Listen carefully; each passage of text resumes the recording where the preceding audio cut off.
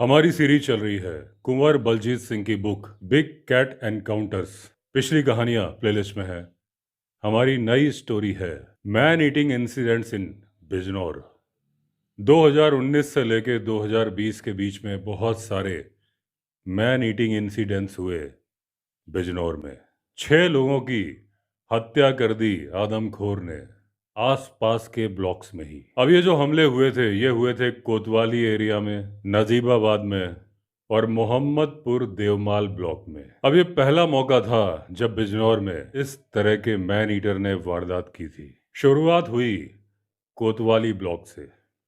27 नवंबर 2019 को पहली घटना हुई झुमरू नेवादा गांव में।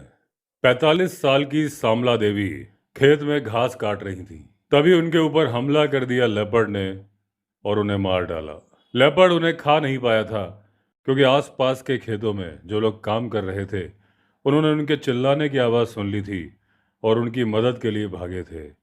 उनके डर से लेपर्ड भाग गया था। 8 दिसंबर 2019 को एक व्यक्ति जिनका कि नाम था महेंद्र सिंह, ये रहने वाले थे छोटी बनी गांव के, उनके ऊपर हमला किया, उन्हें घायल कर दिया जब वो काट रहे थे गन्ना।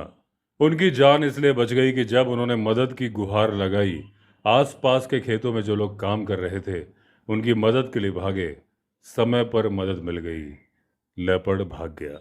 अगले ही दिन यानी कि 9 दिसंबर को एक बच्चा जिसका कि नाम था कृष्णा, रहने वाला था जमालपुर ढीगली गांव का, वो बैठा हुआ था एक बुग्गी में। बुग्गी यानी एक छोटी सी गाड़ी जिसे खींचता है सिंगल भैंसा। उसके माता पिता पास के ही खेत में गन्ना काट रहे थे। अब लेपर्ड आया, उसने बच्चे का पैर पकड़ा और बुग्गी से उसे खींचना शुरू कर दिया। माँ बाप दौड़े अपने बच्चे के पास, समय पर पहुंच गए, बच्चे की जान बच गई, लेपर्ड भाग गया। बच्चा बुरी तरह से घायल हो गया था लेकिन हॉस्पिटल ले जाने के बाद बच्चा ठीक हो गया। यह घटना भी हुई थी कोतवाली ब्लॉक में। अब इस घटना के 6 दिन के बाद यानी कि 15 दिसंबर को एक 3 साल का बच्चा जिसका कि नाम था रोहांश, जिसके पिता का नाम था राहुल, उस पर भी अटैक हुआ। अब यह घटना थी चौगावा गांव की नजीबाबाद ब्लॉक की। यानी कि अब लेपर्ड ने अपना अटेंशन शिफ्ट कर दिया था नजीबाबाद ब्लॉक की तरफ। अगले ही दिन यानी कि 16 दिसंबर को एक 4 साल के बच्चे पर हमला हुआ प्रेमपुरी गांव में। वो अपने घर के आंगन में खेल रहा था। अब जब लेपर्ड ने उसे पकड़ लिया, बच्चा मदद के लिए चिल्लाया। अब जब बच्चे की माँ मदद के लिए दौड़ी, लेपर्ड ने बच्चे को मुंह में दबाए दबाए आंगन की दीवार से छलांग मारने की कोशिश की, लेकिन छलांग मारने के दौरान वो बच्चा उसके मुंह से छूट गया, नीचे गिर गया। बच्चे की जान बच गई। आसपास के सारे पड़ोसी वहां पर आ गए, भीड़ लग गई। अब बाकी घर खाली हो गए। उनमें से एक घर में एक चेतन नाम का बच्चा था जो कि था 5 साल का, खेल रहा था। लेपर्ड ने उसे पकड़ा। उसकी मदद की गुहार सुनने वाला कोई नहीं था क्योंकि सारे लोग गए हुए थे उस बच्चे को देखने। इस बच्चे को लेके लेपर्ड खेतों में गायब हो गया। अगले दिन उसकी आधी खाई हुई बॉडी गन्ने के खेत से मिली। 19 दिसंबर की बात है। सराय आलम गांव का नाम था। एक लेबरर जिसका कि नाम था चमन, उस पर हमला किया लेपर्ड ने। वो भी गन्ना काट रहा था अपने खेतों में। उसके साथ 3 लोग और काम कर रहे थे। दोपहर के 1 बज रहे थे। वो सारे लोग अपने घर जाना चाहते थे लंच करने के लिए, लेकिन चमन ने कहा कि तुम लोग जाओ, मेरा कुछ काम बाकी है। उसने कहा वापस आते वक्त मेरे घर से मेरा लंच भी लेते आना। अब कुंवर बलजीत सिंह कहते हैं कि उनके पास अच्छा खासा अनुभव है आदमखोर और उनकी आदतों के बारे में, तो उनका अंदाजा है कि जब चमन अपने साथियों से बात कर रहा था, मैन ईटर वहीं कहीं छिपा हुआ था, मौके की तलाश में था। जब तक वो 4 लोग थे, लेपर्ड ने अटैक नहीं किया था। अब जब चमन अकेला हो गया, लेपर्ड को मिल गया मौका, उसने कर दिया पीछे से हमला। अब चमन पक्का उकड़ू बैठा होगा और आराम कर रहा होगा जैसे कि करते हैं गांव वाले। अब उसकी जो दराती थी जमीन में धंसी हुई थी, यानी उस वक्त वो काम नहीं कर रहा था, दराती को जमीन में गाड़ के आराम कर रहा था। अब मैन ईटर ने उसे उसी वक्त वहीं पर मार डाला। वहां पर किसी भी तरह के संघर्ष के निशान नहीं मिले। अब आदमखोर चमन की लाश को 100 गज तक घसीट कर ले गया गन्ने के खेत के अंदर। अब जो बाकी के 3 आदमी थे जो कि लंच करने गए थे और साथ में लेके आए थे चमन का लंच, उन्हें नहीं मिला चमन। अब उन्होंने जोर जोर से उसका नाम पुकारना शुरू किया, लेकिन चमन कोई जवाब नहीं दे रहा था। कहाँ से देता? चमन के घर का चमन उजड़ चुका था। 15 मिनट तक उसके साथी उसको यहाँ वहाँ ढूंढते रहे और पहुँच गए उसकी लाश के पास। लेकिन वहाँ पर केवल लाश नहीं थी, वहाँ पर था मैन ईटर भी। अब तीनों आदमियों ने चिल्लाना शुरू किया ताकि डर के मारे मैन ईटर भाग जाए, लेकिन मैन ईटर डरने के मूड में नहीं था, वो तो था डराने के मूड में। जब लोग उसकी तरफ चिल्ला रहे थे वो उन्हें देख के गुर्रा रहा था। लेकिन तब तक वहां पर जमा हो चुके थे करीब 50 आदमी। अब 50 लोगों ने मिलके मैन ईटर को डराने की कोशिश की, लेकिन वो इतना दुस्साहसी हो चुका था कि 50 लोग की भीड़ पर भी उसने चार्ज कर दिया। अब लोगों में मच गई अफरा तफरी, कोई यहाँ भागा, कोई वहां भागा, कोई भागा सर पर रखकर पैर। इसी अफरा तफरी में वो मैन ईटर गन्ने के खेत के अंदर कहीं गायब हो गया। अब लोगों ने काफी शोर शराबा किया, मदद की गुहार लगाई प्रशासन से। भारतीय किसान यूनियन भी आ गया और उसने डिमांड की कि या तो लेपर्ड को पकड़ा जाए या फिर इसे मारा जाए और इसे डिक्लेयर किया जाए आदमखोर। अब फॉरेस्ट डिपार्टमेंट एक्शन में आए। अब जहां पर चमन की जान ली थी मैन ईटर ने, वहां पर लगाया गया एक पिंजरा। पिंजरे में रखी गई मुर्गियां, लेकिन उसे आदमखोर डिक्लेयर नहीं किया गया। फॉरेस्ट डिपार्टमेंट का कहना था कि उसने लोग तो मारे हैं लेकिन उन्हें खाया नहीं है। ये बात काफ़ी हद तक सही थी, क्योंकि लेपर्ड ने जो खाया था बहुत थोड़ा सा ही हिस्सा खाया था। लेकिन यह भी एक सच्चाई थी कि ऐसा नहीं था कि मैन ईटर उन बॉडीज़ को खाना नहीं चाहता था। होता यह था कि जब तक वो खाना शुरू करता था, लोग वहाँ पर जमा हो जाते थे और उसे खदेड़ देते थे। उसे मौका नहीं मिल रहा था ठीक से खाने का, क्योंकि लेपर्ड की आदत होती है कि जैसे ही वो अपने शिकार को मारता है फौरन नहीं खाता है। पहले वो उसे घसीट के सुनसान इलाके में लेके जाता है, वहाँ आराम से जब उसका दिल करता है तब खाता है। अगले दिन 20 दिसंबर को एक 15 साल की लड़की, जिसका कि नाम था पायल, रहने वाली थी सोफतपुर गांव की, उस पर हमला किया आदमखोर ने। अब अगर एरियल डिस्टेंस देखेंगे तो जो पिछली बार अटैक हुआ था उससे ये जगह 3 किलोमीटर की दूरी पर थी। अब वो लड़की गन्ना काट रही थी अपनी माँ के साथ जब उसके ऊपर हमला किया मैन ईटर ने। अब जैसे ही मैन ईटर ने उस पर हमला किया, वो मदद के लिए चिल्लाई। माँ ने जैसे ही बेटी के चिल्लाने की आवाज़ सुनी, वो दौड़ी अपनी बच्ची की तरफ, अपनी दराती को हवा में लहराते हुए। मैन ईटर ने फौरन उसे छोड़ दिया और वो मौत के मुंह से भी बच गई जिंदा, अपनी माँ की तत्परता की वजह से। लड़की के गले में और गर्दन में लेपर्ड के पंजों के घाव बन गए थे, लेकिन वो घाव गहरे नहीं थे। उसे ले जाया गया हॉस्पिटल और अगले दिन डिस्चार्ज कर दिया गया हॉस्पिटल से। अब उधर जो पिंजरा लगाया गया था लेपर्ड को पकड़ने के लिए, उसमें घुस गया एक कुत्ता, फंस गया पिंजरे के अंदर। लेकिन पिंजरे के अंदर उसे मिल गई दावत मुर्गियों की। उसने सारी मुर्गियां खा ली। कुत्ते का कहना था, क्राइम मास्टर गोगो आया हूं, कुछ तो लेके जाऊंगा। अब उस गंभीर मौके में लोगों को हंसने का मौका मिल गया जब उन्होंने पिंजरे के अंदर कुत्ते को फंसा हुआ देखा। कुत्ता बड़ी ही दयनीय निगाहों से देख रहा था उन लोगों की तरफ, जैसे कि कहना चाह रहा हो, हम पागल नहीं हैं भैया, हमारा दिमाग खराब है, जो फंस गए इस पिंजरे के अंदर। अब ये सारी घटनाएं हुई थी नजीबाबाद ब्लॉक में। 25 दिसंबर यानी कि पिछली घटना के 5 दिनों के बाद क्रिसमस का दिन था।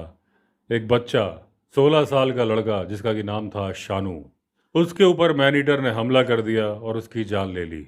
शानू और उसका भाई गन्ने की सूखी पत्तियां इकट्ठा कर रहे थे जब आदमखोर ने शानू पर हमला किया।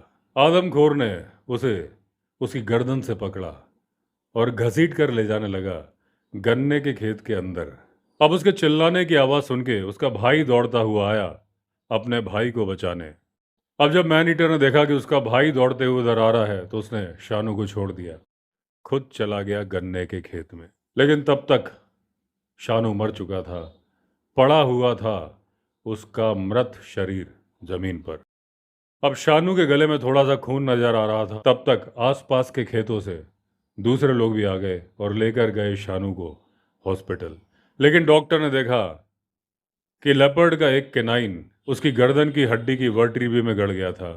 उसी वक्त उसकी मौत हो गई थी। डॉक्टर ने उसे मृत घोषित कर दिया। अगले ही दिन 26 दिसंबर को खेत में काम करने वाला एक मजदूर जिसका कि नाम था शफीक, जिसकी की उम्र थी 65 साल, रहने वाला था वो मुहदिया गांव का।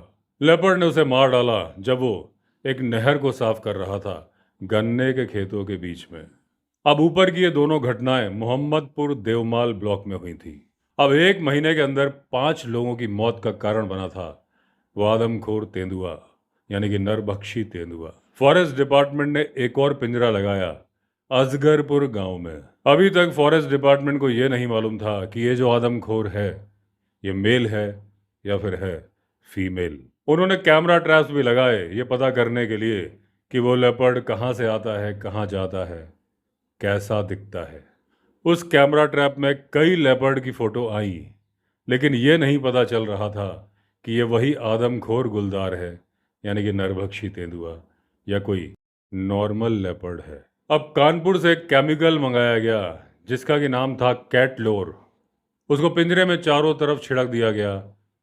बोला यह गया था कि यह लेपर्ड को अपनी तरफ अट्रैक्ट करता है, लेकिन उसने नहीं किया लेपर्ड को अट्रैक्ट। कानपुर के चिड़ियाघर से लेपर्ड का यूरिन भी मंगाया गया, उसको उस पिंजरे में छिड़क दिया गया, लेकिन यह तरीका भी कामयाब नहीं हुआ लेपर्ड को पिंजरे में बुलाने के लिए। फॉरेस्ट डिपार्टमेंट ने परमिशन के लिए अप्लाई किया कि इस गुलदार को, यानी कि आदमखोर तेंदुए को ट्रैंकुलाइज करने की परमिशन दी जाए, लेकिन ऊपर से ये परमिशन मिली नहीं। वैसे भी इंडिया के अंदर मैन ईटर को ट्रैंकुलाइज करना इतना आसान काम नहीं है।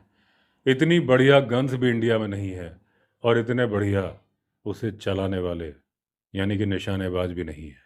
जब 2013 में मैं मैन ईटर टाइग्रेस की तलाश कर रहा था बढ़ापुर गांव में, मेरी मुलाकात हुई थी ट्रैंकुलाइजिंग टीम से जो आई थी उस मैन ईटर को ट्रैंकुलाइज करने के लिए। उनसे मुझे मालूम चला कि इन गन्स की मारक क्षमता, यानी कि रेंज, केवल 10 से 15 मीटर ही है और इनका इस्तेमाल दिन में ही करना पड़ता है। अब मैन ईटर के पास 10 से 15 मीटर की दूरी तक कौन जा सकता है? क्या मैन ईटर उतनी देर वहां रुका रहेगा अपने आप को इंजेक्शन लगवाने के लिए?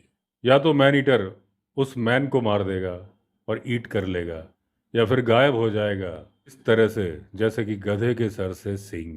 अब मैन ईटर के इतने नज़दीक पहुंचने का एक ही तरीका है, वो है रात में उसकी आंखों पर स्पॉटलाइट मार के। लेकिन यह अलाउड नहीं है कि आप रात में किसी जानवर को ट्रैंकुलाइज करें, क्योंकि रात में उस जानवर को बेहोश होने के बाद ढूंढना मुश्किल हो जाता है। और अगर वो कहीं बेहोश भी होता है, बेहोश होने के बाद उसे इतना मौका मिल जाता है कि वो होश में आके भाग जाए, तब तक कोई उसे ढूंढ ही नहीं पाता। 2016 की बात है, रामनगर में, जब मैं शुगर केन टाइग्रेस के पीछे था, एक एक्सपर्ट ने ट्रैंकुलाइजर डार्ट मारा था टाइग्रेस को। उस डार्ट के बाद वो टाइग्रेस गन्ने के खेत में गायब हो गई थी, मिली नहीं थी। कुछ साल पहले छिद्दरवाला में, डोईवाला के नज़दीक, एक प्राइमरी स्कूल में एक लेपर्ड बैठा हुआ दिखा था जिसके गले में एक रस्सी बंधी हुई थी।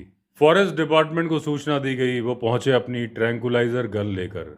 जब तक मैं वहां पर पहुंचा था तब तक फॉरेस्ट डिपार्टमेंट की टीम वहां से जा चुकी थी।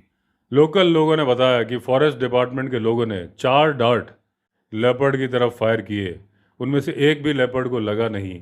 उसके बाद लेपर्ड जंगल में गायब हो गया। अगले दिन फिर लेपर्ड उसी जगह पर नजर आया। मैं जितनी जल्दी वहां पर पहुंच सकता था मैं पहुंचा, लेकिन उस जल्दी में भी देर हो चुकी थी। लेपर्ड वहां से जा चुका था। लेकिन जब तक मैं पहुंचा था फॉरेस्ट डिपार्टमेंट की टीम ने लेपर्ड को ट्रैंकुलाइज कर लिया था। लेपर्ड जमीन पर पड़ा था, उसके शरीर में लगे हुए थे 2 डार्ट।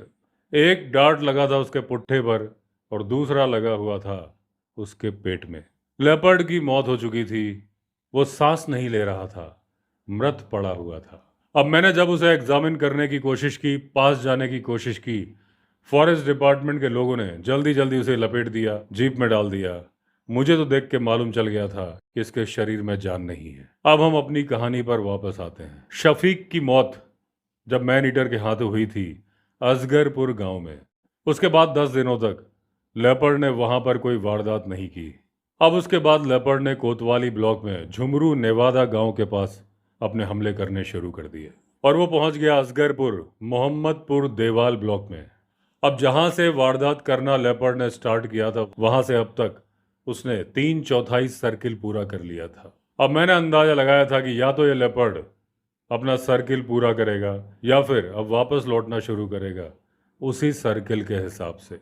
अब क्योंकि मैंने लोगों को बता दिया था तो लोग सावधान थे, सामने वाले रूट में भी और उसके वापस जाने वाले रूट पर भी। सभी किसान अपने खेतों में ग्रुप्स में जा रहे थे, सारे के सारे अपने हाथों में कुछ ना कुछ हथियार लेकर जा रहे थे। अब मैन ईटर को अपॉर्चुनिटी नहीं मिल रही थी किसी को अपना शिकार बनाने की। अब कुछ पाठक सोच रहे होंगे कि कोई व्यक्ति कैसे आदमखोर का रूट बता सकता है या फिर उसकी भविष्यवाणी कर सकता है। अब जो भी वाइल्ड लाइफ में दिलचस्पी रखता है वो ये बात जानता है कि हर कार्निवोरस जानवर की एक टेरिटरी होती है। अब बड़ी ही जलन के साथ वो कार्निवोरस जानवर अपनी टेरिटरी की रक्षा करता है। उसे बिल्कुल बर्दाश्त नहीं होता कि कोई दूसरा कार्निवोरस उसकी ही प्रजाति का वहां पर आए। जब आता है तो उनमें झगड़ा होता है, हारने वाला भगा दिया जाता है। अब हारने वाला या तो अपनी पुरानी टेरिटरी में चला जाता है या फिर चला जाता है किसी नए इलाके की तलाश में। अब अगर इस मैन ईटर लेपर्ड की हम बात करें तो ये वो लेपर्ड था जिसे खदेड़ दिया गया था किसी दूसरे लेपर्ड के द्वारा। ये नए इलाके की तलाश में था, अपनी टेरिटरी ढूंढ रहा था। अभी तक इसकी अपनी टेरिटरी बन नहीं पाई थी। अपनी इंस्टिंक्ट के आधार पर ये उसी रूट पर वापस लौटता जहां से ये आया था, क्योंकि वो इलाके उसके देखे वाले थे। तो ये लेपर्ड भी वही कर रहा था जैसा कि दूसरे करते हैं, इसलिए इस बात का अंदाजा लगाना कोई मुश्किल काम नहीं था। 6 जनवरी 2020 को 11वें दिन अपनी पिछली वारदात के बाद मैन ईटर ने दोबारा वारदात को अंजाम दिया। 13 साल का बच्चा था जिसका कि नाम था प्रशांत, रहने वाला था भोगपुर गांव का। उस पर हमला किया लेपर्ड ने। ये जगह उस जगह से बहुत ज़्यादा दूर नहीं थी, यानी कि चोगावा, जहां पर 15 दिसंबर 2019 को लेपर्ड ने एक बच्चे पर हमला किया था। बच्चा गांव के प्राइमरी स्कूल में पढ़ता था। वो स्कूल चारों तरफ से गन्ने के खेतों से घिरा हुआ था। अब उस दुर्भाग्यपूर्ण दिन जब बच्चे ने स्कूल में मिड डे मील कर लिया, वो बाकी बच्चों के साथ स्कूल की बाउंड्री के अंदर खेल रहा था। थोड़ी देर के बाद बच्चा बाउंड्री के बाहर निकल गया। बाहर छिपा हुआ मैन ईटर इसी बात का तो इंतजार कर रहा था। अब जैसे ही बच्चे को मैन ईटर ने अकेला देखा, वो उसके ऊपर कूद पड़ा, उसे पकड़ लिया गर्दन से। अब जैसे ही मैन ईटर ने बच्चे पर हमला किया, एक आदमी जो वहां से गुजर रहा था वो चिल्लाया और भागा बच्चे को बचाने के लिए। बच्चे को लेपर्ड ने छोड़ दिया, भाग के छिप गया गन्ने के खेत के अंदर जहां से वो आया था। बच्चे के गले में उसके कैनाइन दांत गड़ गए थे, गहरे गड़ गए थे, और बच्चे ने मौके पर ही दम तोड़ दिया। अब काफी शोर शराबा हुआ, हंगामा हुआ, पूरा का पूरा गांव जमा हो गया और उस गन्ने के खेत को घेर लिया जिसके अंदर घुस गया था वो लेपर्ड। गांव वाले यथासंभव हथियार लेके आए थे। किसी के हाथ में थी देसी बंदूक, किसी के हाथ में थी लाठी, किसी के हाथ में थी दराती, किसी के हाथ में था फरसा। कोई कोई गांव वाला तो राइफल भी लाया था। अब स्थिति बड़ी गंभीर हो गई क्योंकि लोगों ने गन्ने के खेतों में फायर करना शुरू कर दिया था। ऐसे गन्ने के खेत जिसको कि चारों तरफ से इंसानों ने घेर रखा था। अब अगर व्यवस्था फौरन नहीं बनाई जाती तो किसी न किसी के घायल होने की पूरी संभावना थी। अब कुछ लोग अपने ट्रैक्टर्स लेके आ गए और गन्ने के खेतों में घुसा दिए। सारे गन्ने गिराए जाने लगे। किस्मत से खेत के बीचों बीच में मैन ईटर मरा हुआ पड़ा मिला, यानी कि कोई ना कोई गोली उसे लग गई थी। अब पुलिस आई, फॉरेस्ट डिपार्टमेंट के लोग आए। लोगों ने उस मैन ईटर को गन्ने के खेत से खींच के बाहर निकाला। अब वो मैन ईटर मेल था, अपनी भरपूर जवानी पर था।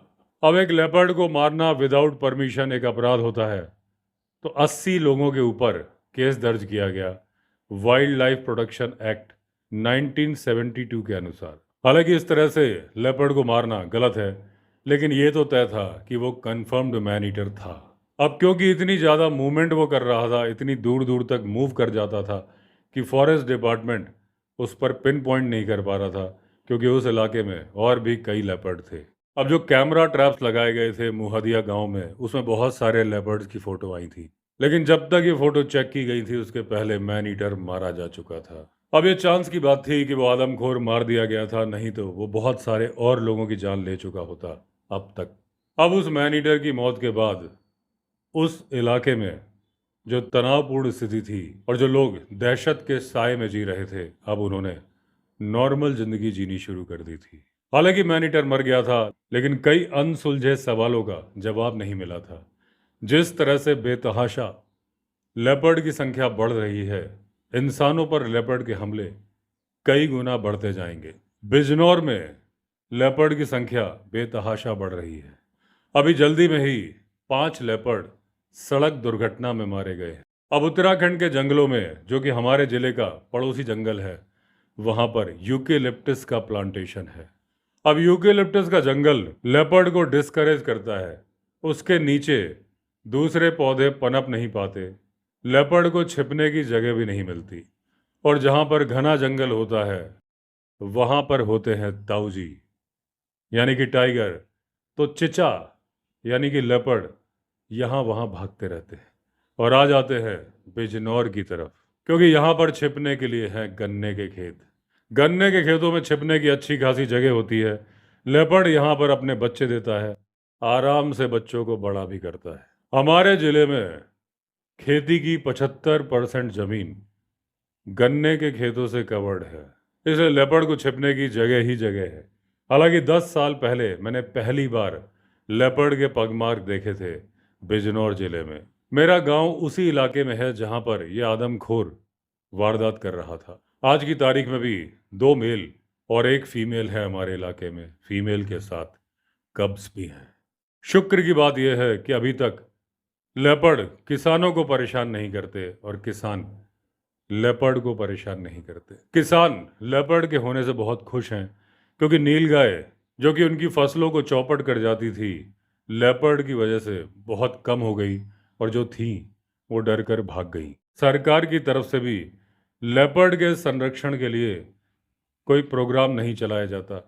सारा अटेंशन टाइगर को मिलता है, लेपर्ड हमेशा सेकेंडरी बन के रह जाता है। 4 चीज़ें ऐसी हैं जो कि लेपर्ड के संरक्षण के लिए आवश्यक हैं, जरूर की जानी चाहिए। अब एक अध्ययन किया जाना चाहिए उन तेंदुओं के ऊपर जो कि रहते हैं गन्ने के खेतों में।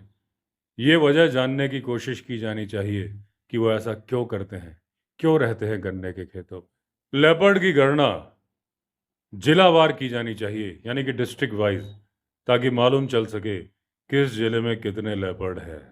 लेटेस्ट टेक्निक की ट्रैंकुलाइजर गन मंगाई जानी चाहिए। हर जिले में फॉरेस्ट डिपार्टमेंट को ये गन्स देनी चाहिए।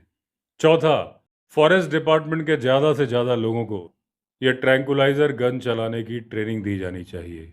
पांचवा और आखिरी उपाय है कि गांव वालों को भी ट्रेनिंग दी जानी चाहिए, समझाइश दी जानी चाहिए कि इस परिस्थिति से उन्हें कैसे हैंडल करना है और किस तरह से फॉरेस्ट डिपार्टमेंट के साथ सहयोग करना है। गांव में तरह तरह की मीटिंग्स बुलाई जानी चाहिए human animal wild life conflict को रोकने के लिए।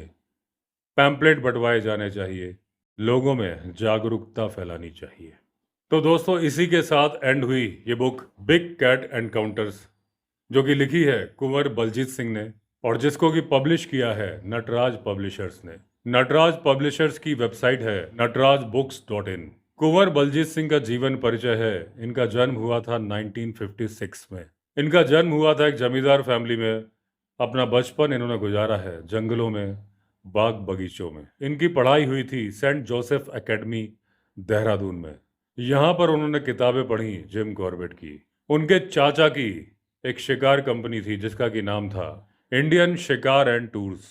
उस शिकार कंपनी की ट्रिप्स में जा जाके उन्होंने शिकार देखा, शिकार को समझा। वो एक किसान है और अभी रहते हैं जलपुर गांव में, जो कि है बिजनौर जिले में, उत्तर प्रदेश में। तो दोस्तों, इसी के साथ एंड हुई ये स्टोरी और ये बुक हमारी नई बुक में नई सीरीज के साथ फिर मिलेंगे। अगर आपने चैनल सब्सक्राइब नहीं किया है तो चैनल सब्सक्राइब कर दीजिए। चलिए फिर मिलते हैं, तब तक के लिए all the best. Vande Mataram.